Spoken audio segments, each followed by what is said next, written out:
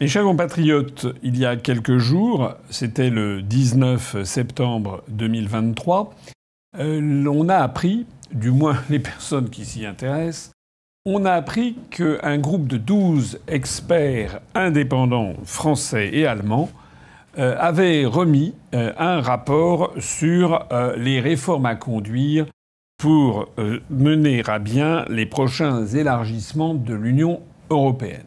Alors, le moins que l'on puisse dire, c'est qu'évidemment, la grande presse n'en a pas parlé du tout.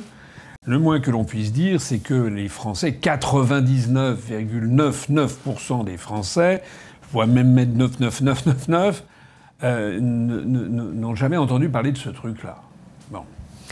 De quoi s'agit-il ? Il s'agit d'une initiative qui a été prise par la France et l'Allemagne en début d'année, en janvier 2023, donc annoncée à grand son de trompe par, à l'époque, Macron d'un côté et Olaf Scholz, le chancelier allemand, de l'autre, où ils ont décidé de réunir 12 experts indépendants qui allaient réfléchir sur comment faire pour que l'Europe aille de l'avant, comme on dit, et que les choses se passent pour le mieux. Et donc ces experts indépendants, dont vous n'avez jamais entendu parler, dont je vais vous parler, eh bien, ont planché pendant 9 mois, et donc ils ont pondu ce rapport dont je parlais à l'instant. Alors, le rapport dont je parle à l'instant part d'un principe qui a été résumé, ça a été repris dans certains journaux, le Guardian en Angleterre, ça a été repris par le journal Le Monde en France ou par l'Express, etc. Le rapport part d'un principe, c'est que il faut que l'Union européenne, face aux enjeux du monde contemporain, poursuive son élargissement et que d'ailleurs tout le monde est d'accord.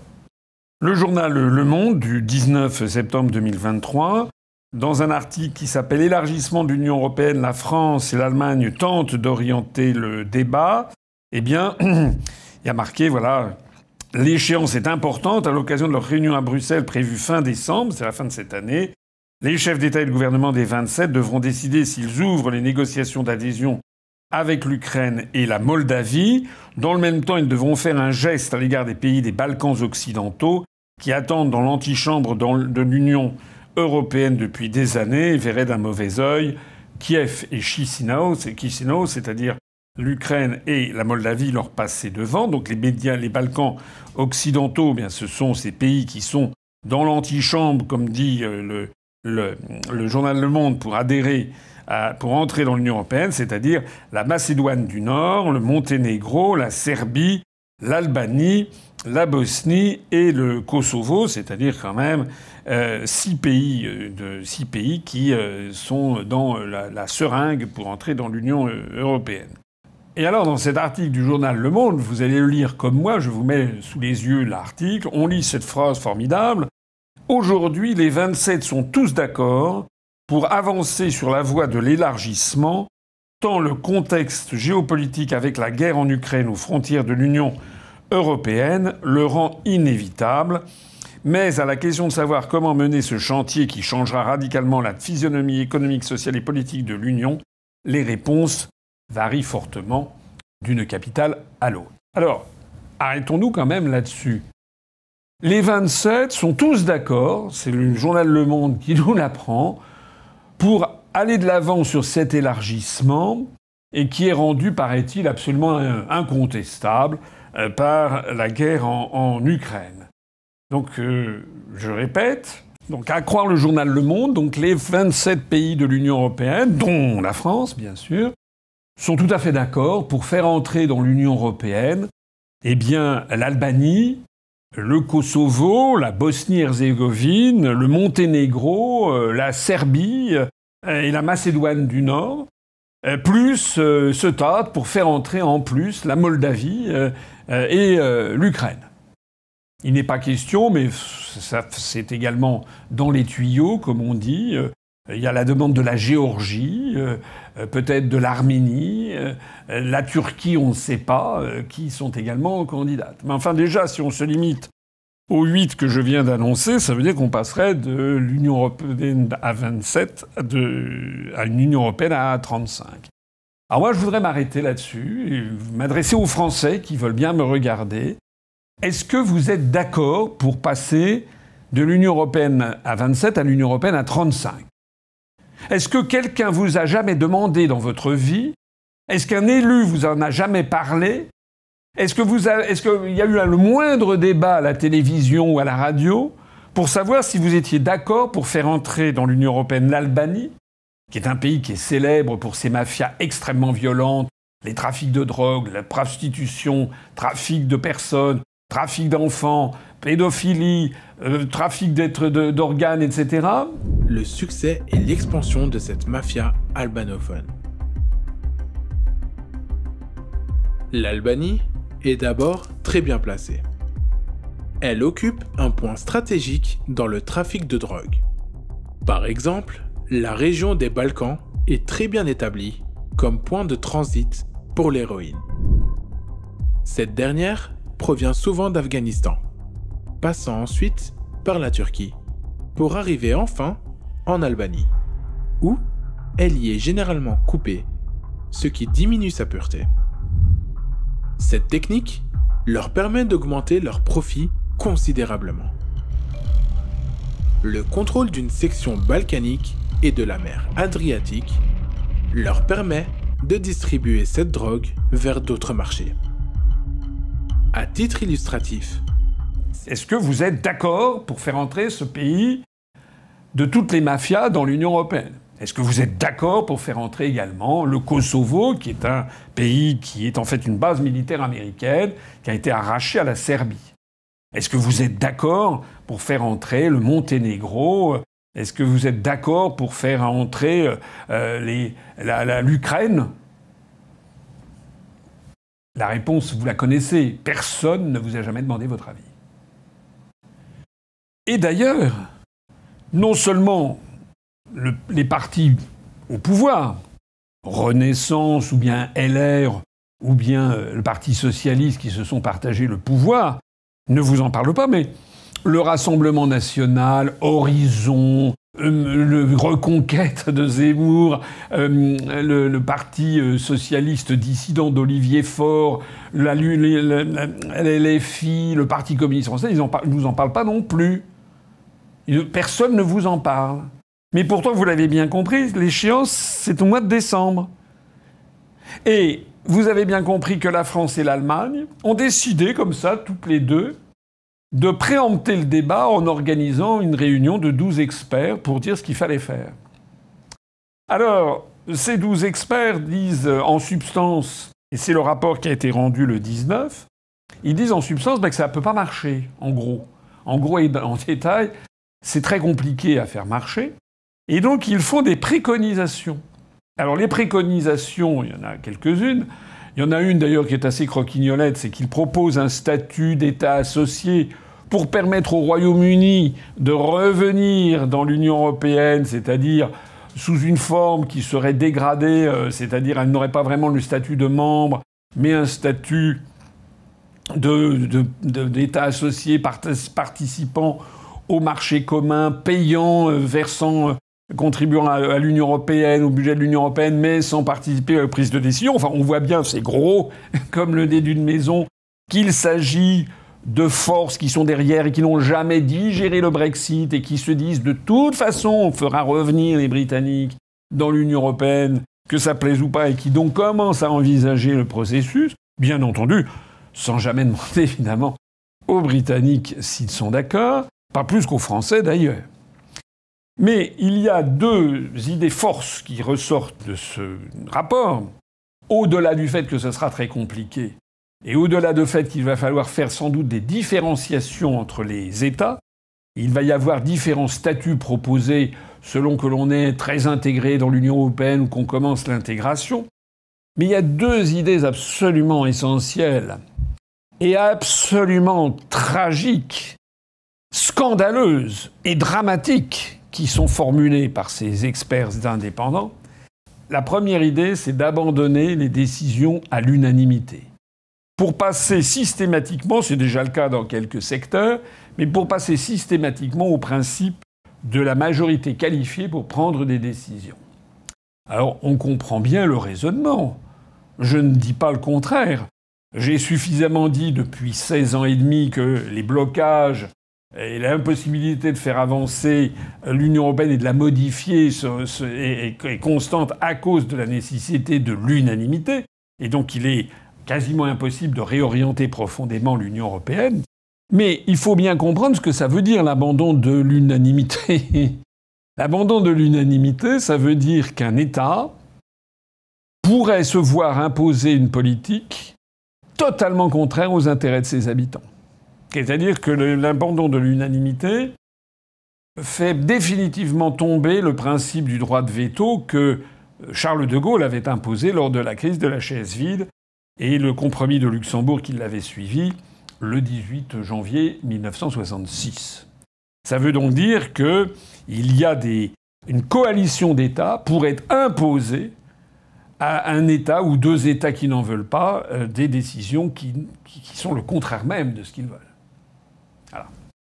Par exemple, j'imagine, alors on en est encore aux prémices, mais enfin on peut imaginer qu'il y a des quantités de sujets où la France se retrouve toute seule, par exemple, je ne sais pas, pour défendre les services publics, par exemple pour défendre le principe de la sécurité sociale pour tous les Français.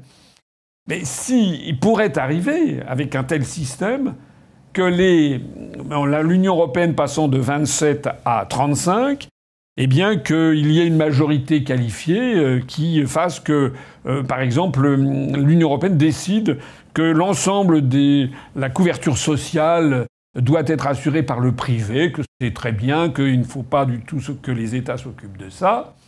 Et il pourrait arriver, pourquoi pas, que la France soit la seule à être contre, à vouloir maintenir un système d'hôpital et de santé publique avec un système de sécurité sociale assurant la justice entre les citoyens, et que la France se fasse minoriser, et donc que l'on impose à la France une politique rejetée par 90% de sa population.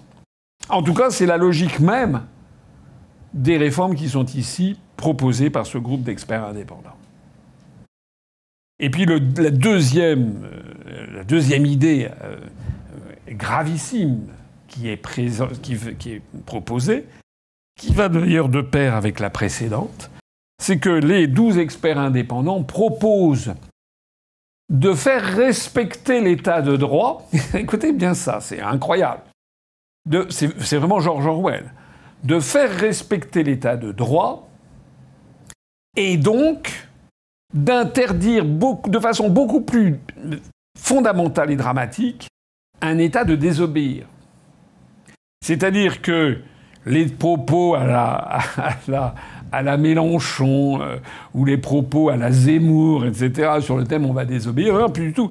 Déjà, ça n'a pas lieu d'être, puisque j'ai déjà expliqué que la Cour de justice de l'Union européenne, etc., fait que les États, même s'ils peuvent désobéir 1 an, 2 ans, 3 ans, progressivement, ils rentrent dans le troupeau parce qu'il y a des menaces financières. Mais ce que proposent les 12 experts indépendants, c'est vraiment d'aller plus loin, d'avoir une espèce de police qui impose les décisions aux États récalcitrants. Vous lisez avec moi dans cet article de toute l'Europe, justement, pour les groupes des 12, tels que se sont eux-mêmes renommés les experts appelés par la France et l'Allemagne, l'Union européenne n'est pas prête à accueillir de nouveaux membres ni sur le plan institutionnel ni sur le plan politique. Il préconise donc une réforme de l'Union qui précéderait l'élargissement ou lui serait concomitante. Il propose notamment un passage à la majorité qualifiée dans tous les domaines où l'unanimité est encore la règle, au sein du Conseil de l'Union européenne. Les experts insistent aussi, je cite, sur la préservation de l'état de droit en simplifiant les procédures pour sanctionner les États récalcitrants. Donc en fait, c'est une prison des peuples. C'est un empire. Ça renvoie l'Union soviétique ou l'Empire austro-hongrois à des aimables constructions politiques. Il s'agit d'une véritable prison dictatoriale mettant la main sur 35 États et où l'on impose des politiques, même à un État qui majoritairement ne le veut pas, ou très majoritairement ne le veut pas. Voilà ce que l'on nous propose avec ce groupe des experts indépendants. Alors, je n'aurais pas été exhaustif dans cette présentation si je ne vous avais pas parlé de qui sont les 12 experts indépendants. choisis par la France et l'Allemagne. Et personne ne vous en a parlé. D'ailleurs, je suis sûr que plus de 90% de nos députés et de nos sénateurs sont eux-mêmes totalement ignorants de ce truc-là. Simplement, ça avance. Ça avance en douce. Et il en reste ensuite des traces qui vont servir de point de départ pour les négociations qui auront lieu au mois de décembre avec Macron et avec Olaf Scholz. Alors, les 12 experts, voici la liste que je vous montre sous le nez et que je vais commenter rapidement, mais elle vaut vraiment le détour.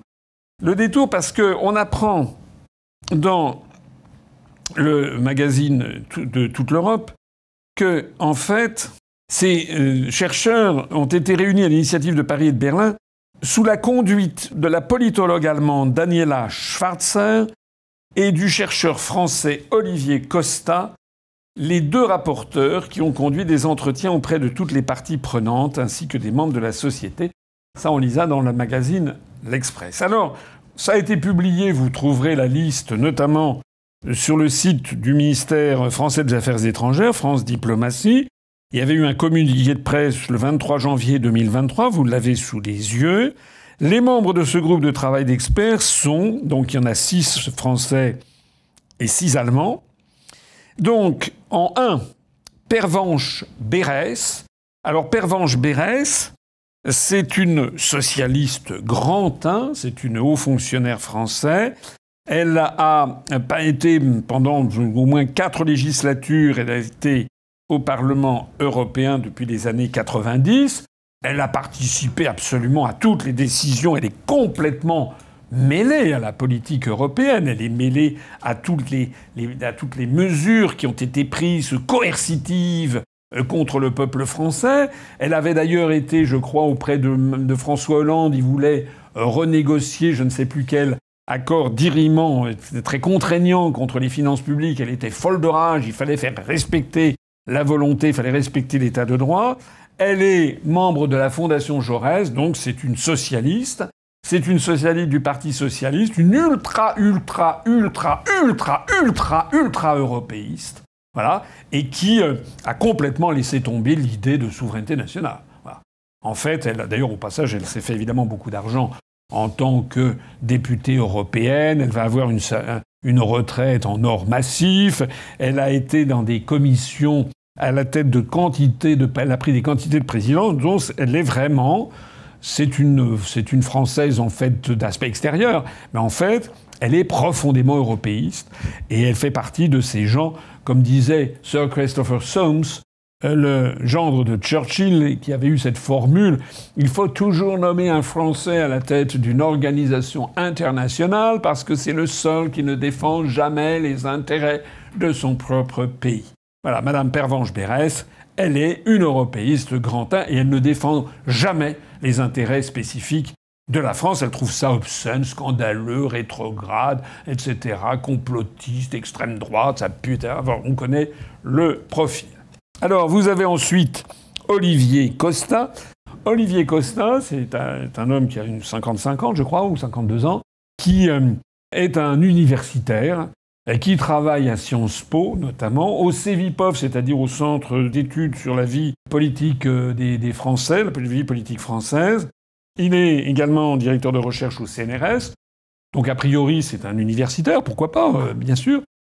Mais il faut savoir que c'est quand même quelqu'un qui est extrêmement lancé dans les questions européennes, pro-européen évidemment, grand 1, qui est également proche du Parti socialiste, qui travaille dans un certain nombre d'autres universités, et notamment l'université du Colorado aux États-Unis, où il va régulièrement aux États-Unis. Donc c'est un homme qui est très tourné en fait vers ce que j'appelle l'euro-atlantisme. Ensuite, Gilles Gressani. Alors Gilles Gressani, j'ai vu, je ne connaissais pas, c'est un universitaire aussi, c'est un Italien d'origine qui parle le français, l'allemand, l'anglais, je sais plus quoi, je crois qu'il parle même le roumain. Il est diplômé de l'École normale supérieure en France, ce qui montre qu'il a quand même une extraordinaire connaissance de la langue française puisqu'il est natif italien. Et depuis lors, eh bien, il s'est mêlé de toutes les questions européennes. Il a réussi à se faufiler en profitant de son plurilinguisme. Il a fait un rapport sur la rencontre qui avait eu lieu entre Macron et le président italien Mattarella. Il fait des publications. Enfin, tout ça, c'est très...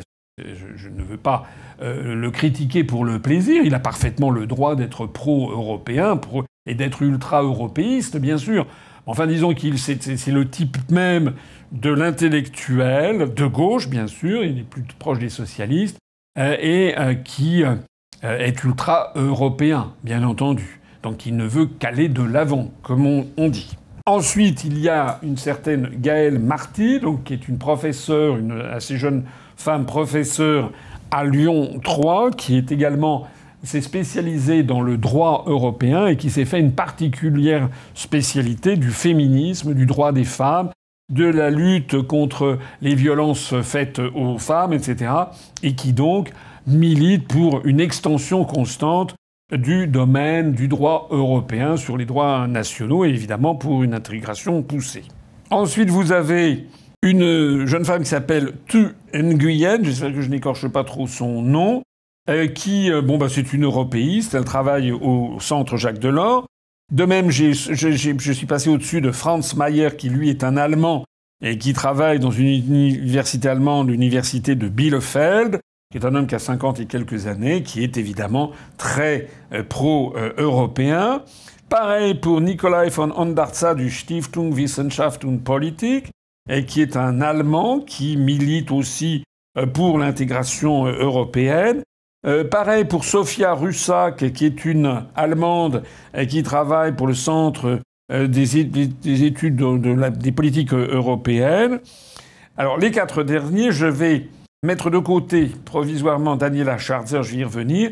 Mais les 3 derniers, c'est Funda Tekin, et qui est en fait... Il travaille à l'Institut pour la politique européenne, Institut für Europäische Politik en allemand. C'est en fait une Turque. C'est une femme turque qui a travaillé sur les projets d'adhésion de la Turquie à l'Union européenne.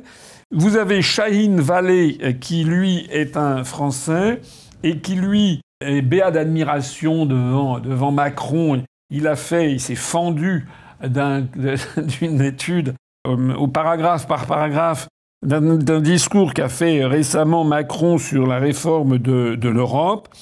Christine Verger, c'est une femme qui est née en 1954, qui est une ultra-socialiste, ultra-pro-européiste, et qui travaille à l'Institut Jacques Delors, une Française.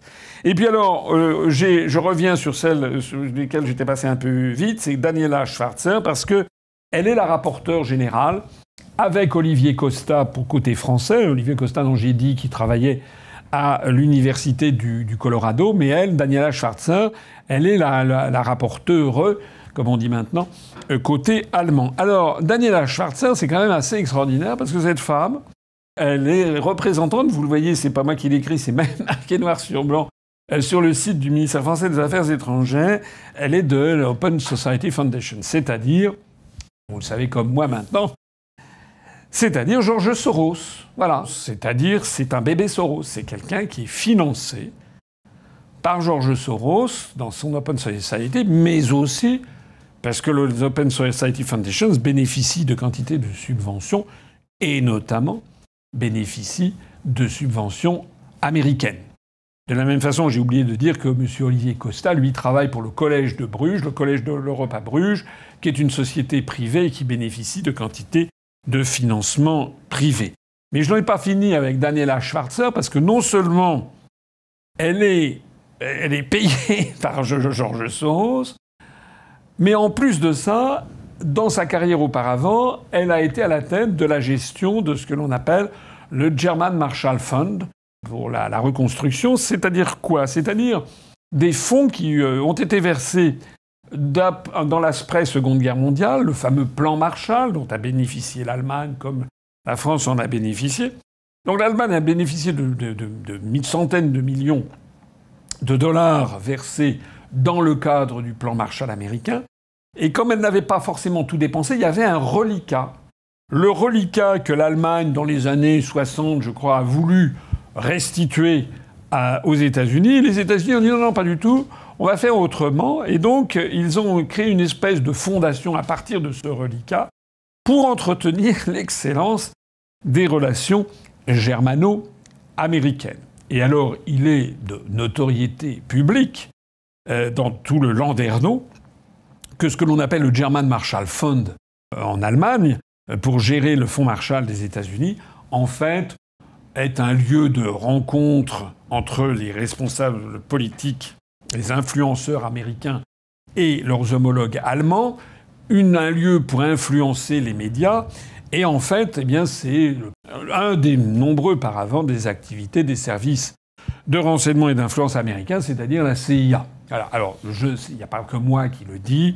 Regardez, j'ai trouvé, allez voir par exemple sur le site d'Olivier Berruyer Les Crises, où justement il aborde cette question des liens entre le German Marshall Fund et la CIA. Regardez ce que l'on peut trouver sur Internet. Je vais vous mettre ici quelques exemples. Voilà, c'est de notoriété publique. Alors ça veut dire quoi? Ça veut dire que cette madame Daniela Schwarzer, qui est allemande comme ça visuellement, qui est la co-rapporteure de ce rapport pour l'avenir de l'Europe, eh bien, elle a fait ses classes à la tête, elle a dirigé, côté allemand, le German Marshall Fund, qui est un truc tenu par la CIA. Vous m'avez compris. Voilà. C'est-à-dire que si madame Daniela Schwarzer n'est pas directement un agent de la CIA, ce qui est, à mon avis, assez vraisemblablement, mais même si ça n'est pas le cas, si elle n'est pas payée spécialement en tant qu'agent de la CIA, évidemment, elle a des liens extrêmement étroits avec les services américains, notamment la CIA, la NSA et compagnie. Voilà. Et peut-être même, finalement, nul n'en sait rien, mais ce serait assez logique, compte tenu des nombreuses années où elle a travaillé là-dedans, il est même assez probable qu'elle a également la nationalité américaine. Alors, voilà quel est le comité des 12 experts. Alors, je vous regardez-le. Allez chercher vous-même, vous pouvez aller creuser, vous trouverez tel ou tel détail un peu croquignolet. Mais vous apercevrez que parmi ces 6 Français, ces 6 Allemands, certains d'ailleurs, parmi les Français ou parmi les Allemands, ayant peut-être une autre nationalité, notamment, par exemple, Madame Funda Tekin a peut-être la nationalité turque, probablement en plus d'être allemande. Peut-être Madame Daniela Schwarzer a-t-elle la nationalité américaine, peut-être tel ou tel Français a la nationalité américaine. En attendant, qu'est-ce qui devrait vous frapper? Enfin, j'espère. C'est que ça n'a, mais alors strictement, absolument aucun rapport avec le peuple français. C'est-à-dire qu'on a des gens, ces 12 experts, formulent des propositions sous le couvert que je disais tout à l'heure que tout le monde est d'accord pour l'élargissement. On ne vous a jamais demandé mon avis. Moi, je suis fondamentalement, bien entendu, en désaccord total. Parce que qui dit élargissement notamment à l'Albanie, à la Macédoine du Nord, au Monténégro, au Kosovo, à la Bosnie-Herzégovine, à l'Ukraine, à la Moldavie, dit évidemment des pays qui sont là et qui vont tendre la main pour que les Français, qu'on leur donne des milliards et des dizaines de milliards et des centaines de milliards au cours des 15, 20, 30, 40, 50 années qui viennent. C'est quand même de ça qu'il s'agit, bien entendu. Et donc, pour traiter cette affaire, on n'en parle pas au peuple, on n'en parle pas du tout aux Français, et on leur sort de derrière les fagots un comité de 12 experts qui sont tous, sans aucune exception, ultra pro-européistes. Qui sont presque tous, pas tous, mais presque tous, de tendance social-démocrate ou socialiste, et qui ont tous, bien entendu, voté pour Maastricht, voté pour les traités européens, et qui ont tous, d'ailleurs, beaucoup d'entre eux en tout cas ceux qui ont eu des mandats électifs européens, ont œuvré pour largement contribuer à la situation telle qu'elle est. Je pense notamment à Madame Pervenche Berès. Voilà. Alors, ça, c'est l'Europe. Ça, c'est la vraie Europe. Hein. C'est pas les débats qu'il va y avoir, réforme de l'Europe. Moi, je voudrais une Europe verte à poils rouges. Moi, j'en veux une jaune avec des dents violettes, etc. Moi, je veux une Europe des travailleurs. Non, mais ça, c'est de la rigolade. Ça, c'est ce qu'on va faire débattre. On va avoir Apolline de Malherbe qui va recevoir pour la 257e fois Jordan Bardella, ou bien on va avoir également, je ne sais pas, sur France 2 ou sur RMC, on va recevoir pour la 148e fois, je ne sais pas moi, Raphaël Glucksmann, ou bien Monsieur Bellamy, ou bien Madame Mathilde Panot pour LFI, et qui vont tous nous dire voilà, l'Europe ça ne va pas, il faut faire autre chose et ça. En fait, tout le monde s'en fout. Là, ce dont je viens de vous parler, ça c'est du sérieux, parce que c'est ce qui va se décider au mois de décembre. Vous m'avez compris, qu'est-ce qu'il vous reste à faire? Qu'est-ce qu'il nous reste à faire? Je l'ai déjà dit, n'écoutez plus jamais les radios, les télévisions, fermez les postes, n'écoutez plus. Ce sont des poisons qui sont là pour vous empoisonner. La réalité de la construction européenne, elle apparaît de plus en plus, c'est que nous sommes devenus des colonies de l'oncle Sam, que les États-Unis d'Amérique ont le culot de placer à la tête de ce groupe d'experts, en parfaite connivence certainement avec Macron et Scholz, quelqu'un qui, si elle n'est pas américaine, en tout cas est extrêmement proche des intérêts américains. Et évidemment, la proposition qui est faite colle pile-poil à l'intérêt géopolitique majeur des États-Unis d'Amérique. Paraît-il qu'il faut qu'on vienne des 27 à 35. En fait, il s'agit pour les États-Unis de renforcer le bloc colonial européen qu'ils ont maintenant mis sous leur coupe. C'est de ça qu'il s'agit. Alors je terminerai d'ailleurs cette vidéo par trois petites remarques qui sont tristounettes, mais aussi assez rigolotes et qui viennent confirmer ce que je viens de dire, dont j'ai d'ailleurs déjà parlé lors d'une réunion publique récente au dialogue franco-russe, c'est qu'il y a un vent de panique en ce moment dans l'État profond américain qui sent que la guerre en Ukraine n'est pas du tout gagnée, loin de là, et que la Russie peut fort bien, au bout du compte, gagner cette guerre à long terme, a fortiori si Biden est dégagé et remplacé par Donald Trump. Donc l'État profond américain a bien compris qu'il perd pied vis-à-vis de l'Afrique à cause des BRICS, qu'il perd pied en Asie, qu'il perd pied au Moyen-Orient et en Amérique latine à cause des BRICS. L'Empire américain est en train de se doucement, mais assez rapidement quand même, s'enfoncer dans les eaux comme le Titanic. Et donc face à ça, c'est ce que j'ai expliqué au dialogue franco-russe, Washington a décidé de serrer les boulons sur sa proie, en fait, la proie qu'il ne faut surtout pas qu'ils perdent, c'est l'Europe occidentale. Voilà. Ils sont en train de perdre un petit peu partout la prééminence. Ils ont perdu l'Iran avec la révolution de 1979.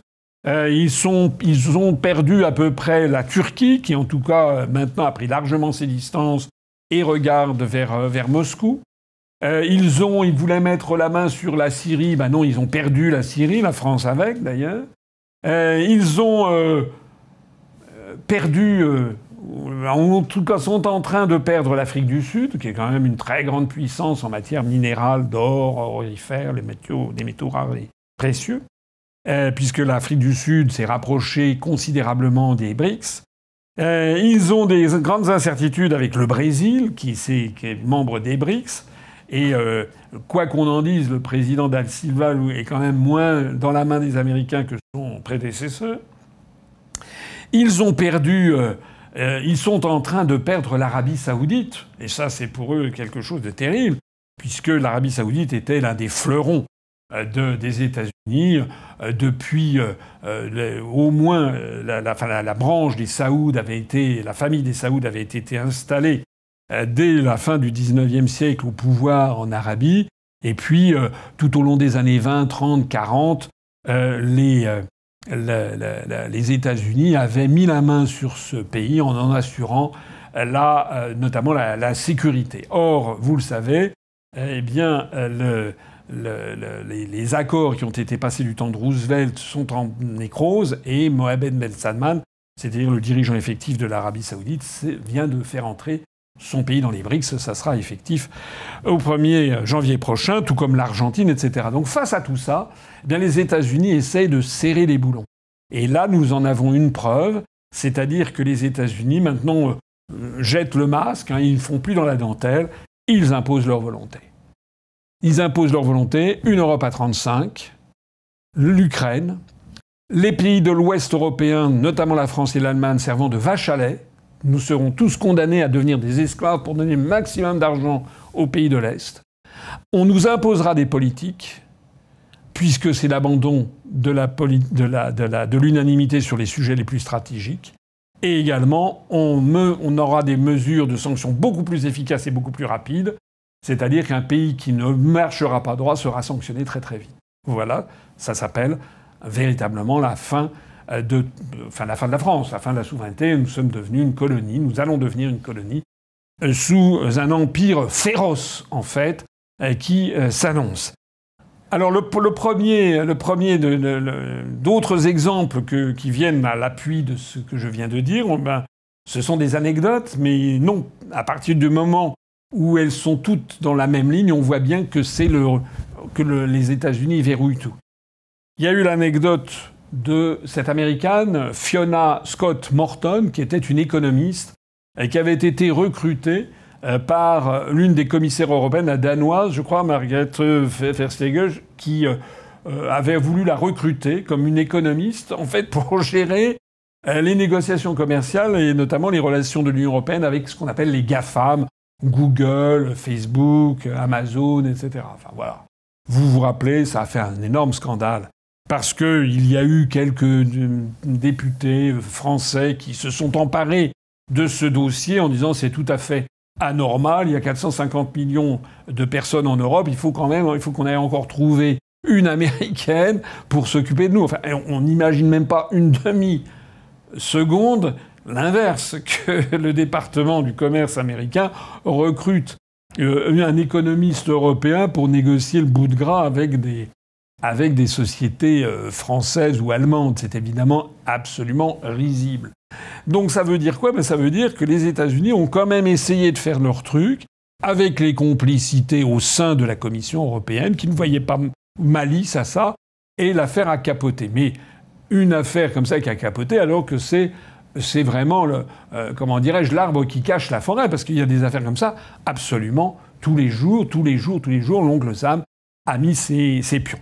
Alors ça, c'était un élément. Le deuxième élément, j'en ai parlé aussi au dialogue franco-russe, c'est ce qu'est devenu l'ancienne première ministre finlandaise, Madame Sanna Marin, 34 ans.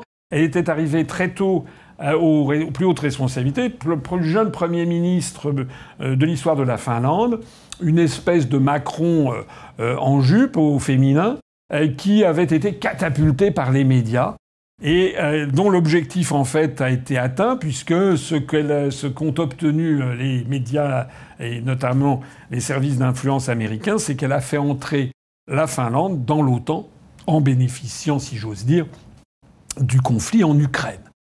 Alors il faut savoir que l'entrée de la Finlande et de la Suède dans l'OTAN sont des objectifs stratégiques majeurs des États-Unis d'Amérique depuis des décennies. Depuis des décennies, c'était cassé les dents.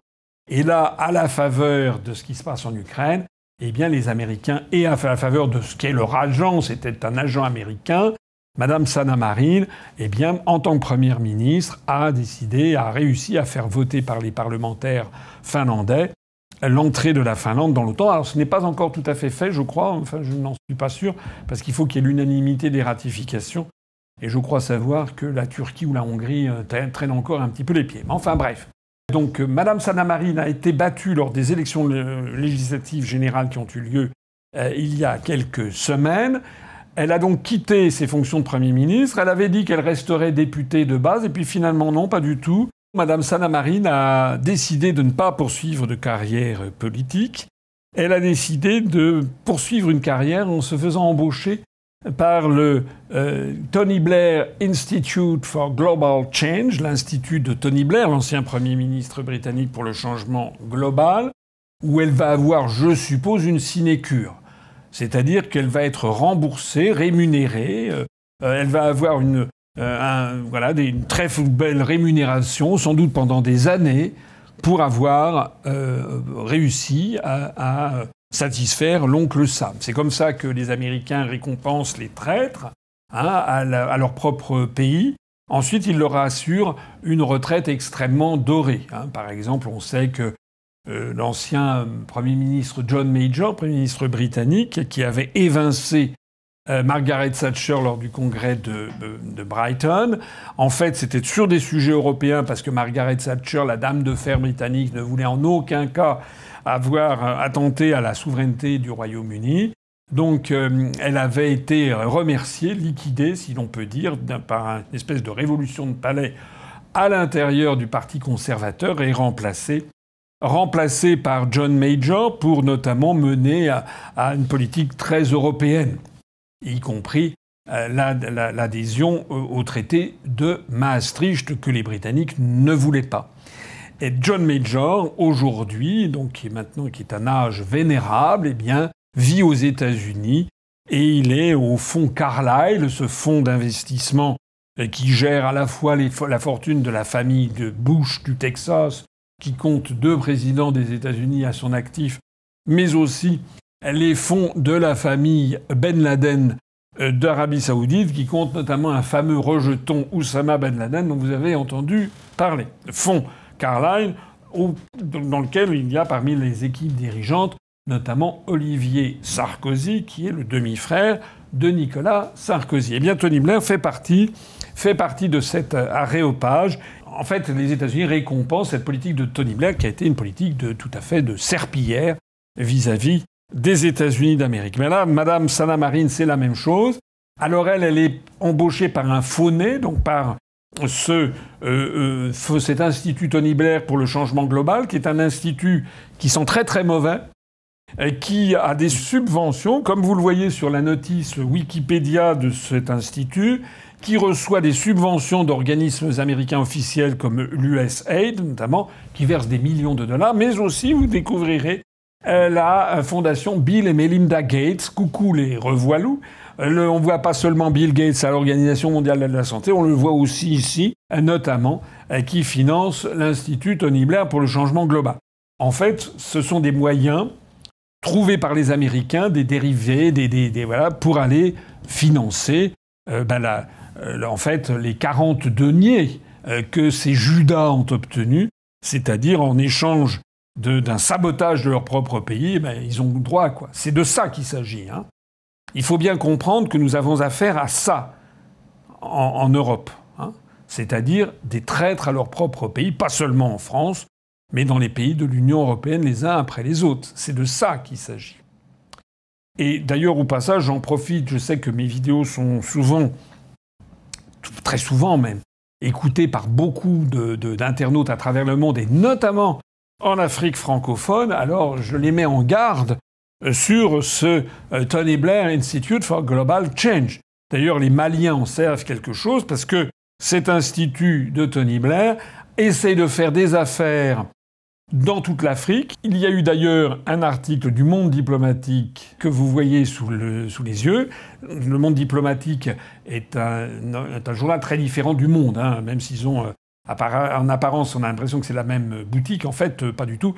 Le Monde diplomatique est un journal beaucoup plus fiable, beaucoup plus critique, qui a un regard beaucoup plus honnête et juste sur le monde. C'est pas parfait, mais c'est quand même un regard très différent du journal Le Monde. Et le journal Le Monde diplomatique, en 2021, justement, a montré justement que ce que le Tony Blair Institute for Global Change essayait de faire, c'est de mettre la main sur le Mali, le Burkina, le Niger. Ces temps-ci, on savait depuis quelques mois que Tony Blair était très présent au Niger, auprès du président Mohamed Bazoum, pour obtenir des contrats et pousser les avantages britanniques. Ils étaient naturellement en contact étroit avec le président Mohamed Bazoum, qui s'est fait d'ailleurs renverser. C'était un ami, entre guillemets, de Tony Blair. Alors voilà, Madame Sanna Marin, elle s'est fait embaucher par cet institut comme rémunération.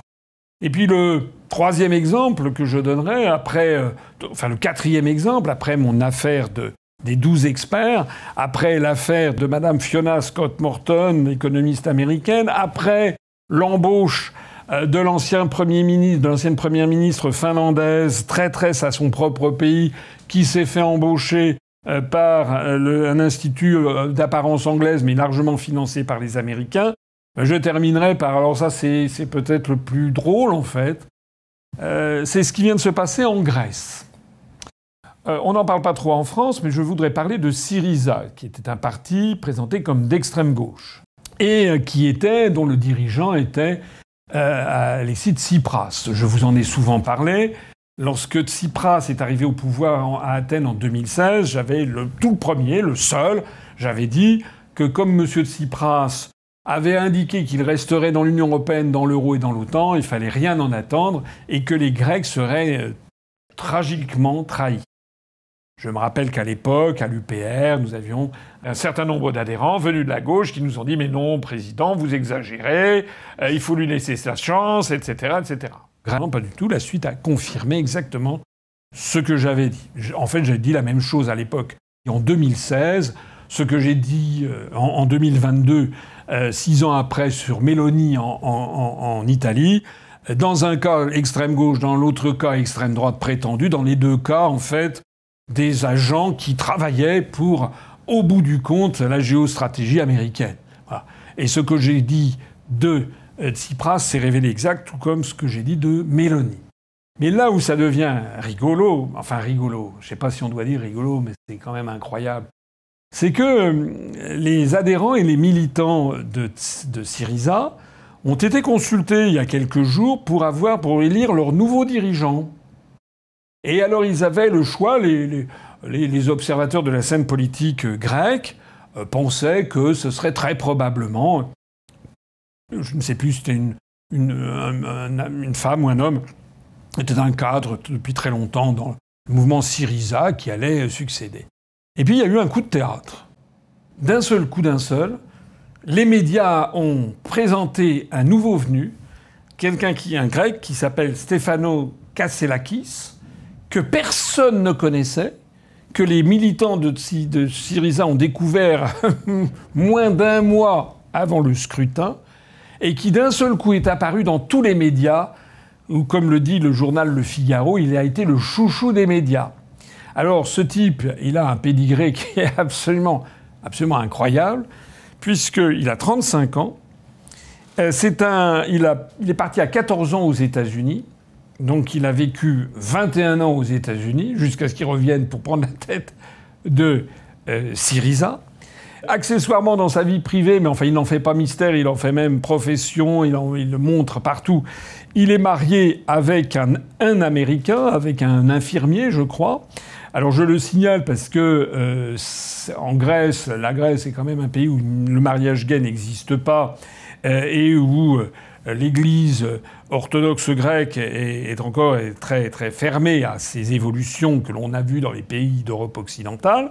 Donc, a priori, c'est quand même quelqu'un qui prend à rebrousse-poil une très grande majorité de l'opinion publique grecque sur ce sujet qui fait débat en Grèce. Mais la cerise sur le gâteau, c'est le cas de le dire, puisque Syriza, c'est la cerise sur le gâteau, c'est que sa profession, c'est qu'il a été trader chez Goldman Sachs, c'est-à-dire un banquier d'affaires où il a fait beaucoup de pognon, quoi. Voilà. Et alors, ce monsieur, d'un seul coup, a été catapulté par les médias. Alors là, les articles, par exemple, l'article du Figaro dit qu'il a un tel charisme que les médias sont tombés sous le charme. Non, ça c'est une inversion des relations de cause à effet. C'est pas du tout comme ça que les choses se sont passées. Les choses se sont passées à l'inverse, c'est-à-dire que les médias ont décidé de catapulter à la tête de ce parti, de très à gauche, de grec, un Américain. En fait, c'est un Américain. Il a vécu entre 14 et 35 ans aux États-Unis. Il revient à 35 ans en Grèce. Il est beaucoup plus américain que grec. Voilà, qui Il revient dans un pays qui ne connaît pas le mariage gay alors que lui-même est marié avec un homme.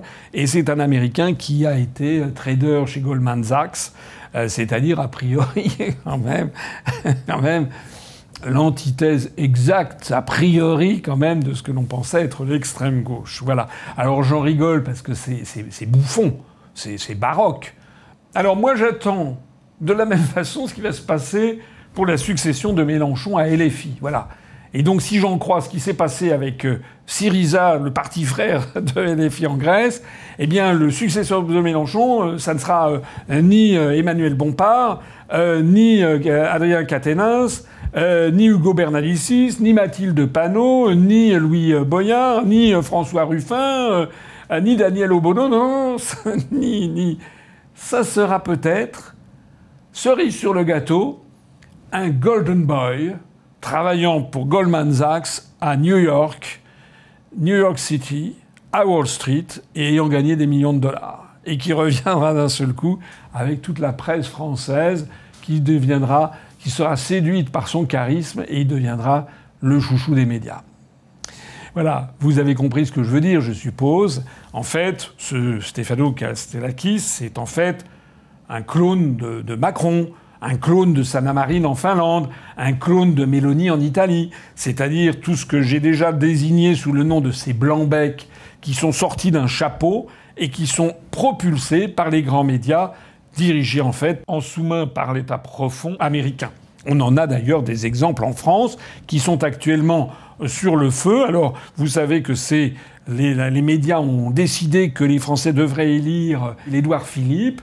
Enfin, a priori, ça a quand même beaucoup de mal à marcher pour toute une série de raisons, à commencer par le fait que Édouard Philippe, tout le monde le connaît, et on a vu ce que c'était, une catastrophe absolue.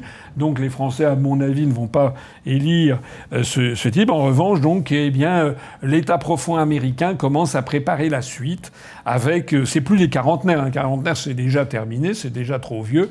Et donc, il y a des quarantenaires comme Laurent Wauquiez, tout ça. Ben non, c'est fini, ils ont passé leur tour. Non, maintenant, c'est la tranche 25-35, quoi. Voilà. Donc, ce que l'on nous prépare, c'est Gabriel Attal. Déjà, les sondages montent. Jordan Bardella. Donc, voilà, c'est ça qui est en train d'être préparé. C'est-à-dire des candidats qui sont là pour servir les intérêts de l'oncle Sam, de telle sorte que la France et les Français suivent le même chemin que les Grecs, que les Finlandais, que en leur temps les Autrichiens avec Sébastien Kurz, que les Italiens avec Meloni. Et tout ça pourquoi ? Tout ça pour avoir une marionnette, tout simplement un fantoche à la tête de ce qui sera le résidu de la France dans une Europe à 35, où tout sera décidé par une oligarchie et imposé même contre un pays récalcitrant, puisqu'il n'y aura plus la vote à la majorité, à l'unanimité dans certains cas, et avec des moyens de rétorsion terribles pour les États récalcitrants. Voilà. C'est ça le futur de la France, tel qu'il est prévu, concocté par l'État profond américain et relayé par les fameux 12 experts dont je vous ai donné la lecture au début de cette réunion. Alors évidemment, moi je suis de ceux qui refusent ça. Nous sommes tous redevables de la France, aux 40 générations qui ont fait la France, et à tous nos enfants, petits-enfants, arrière-petits-enfants. Nous sommes une génération charnière. Ce qui se passe en ce moment dans les années 2020 du XXIe siècle est extrêmement important. C'est une véritable lutte absolue pour la survie de la France. Nous avons un combat à mener qui est pire encore que celui de 1940 mené par Charles de Gaulle, parce que malheureusement, comme l'avait dit François Mitterrand, la France est en guerre et les Français ne le savent pas. Alors le début du redressement, je m'adresse à toutes les personnes qui m'écoutent ici, je vous en conjure, rassemblez-vous pour que, aux prochaines élections européennes, vous catapultiez non pas une liste proposée par l'État profond américain, non pas choyée par les grands médias, mais la liste qui est cachée par les grands médias, la liste qui fait peur à l'État profond américain, la liste qui fait peur à l'oligarchie européiste, la liste qui fait peur aux milliardaires qui tiennent également le système. Cette liste, vous la connaissez ? C'est la liste de l'UPR que je conduirai et pour laquelle j'attends que nous fassions un score qui stupéfiera la France et l'ensemble de l'Union européenne, pour ne pas dire également la scène mondiale. Vive la République et vive la France!